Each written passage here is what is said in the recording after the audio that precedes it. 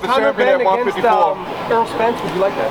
No, I mean, look, I feel like Conor Benn's 2-3 fights away from fighting that kind of caliber of guys, but we need to step up Conor Benn. You know, we're talking to Top Rank about him fighting Ramirez, actually at 147. I think it's a great fight for him.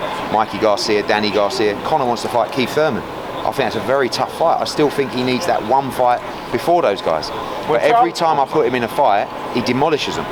So he's saying, I'm ready for those guys. Give me those guys. And he might be right, but it's just, he's 25.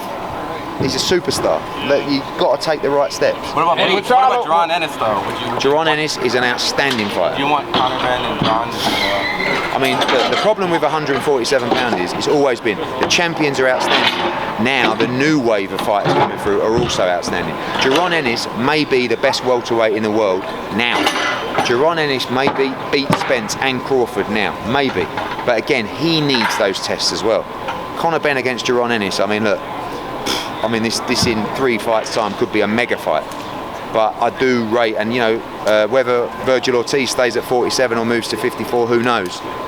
But he's another outstanding fighter. And this is, you know, when I talk to Conor, it's like you wait for Spence and those guys to move up, but then you realise you've got Ennis and Ortiz and all that, and even like Stanionis and, you know, those guys who don't really have the profile, but outstanding fighters. Eddie, you mentioned Spence versus Crawford. How does that play out? Say that again. You mentioned Spence versus Crawford. What a fight! What a fight! I mean, I believe they'll get that fight made. What a fight! I believe Terence Crawford will win that fight. Eddie, why is that? Because I think he's fresher. He's the older guy. Who? Crawford. Yeah, but he's fresher.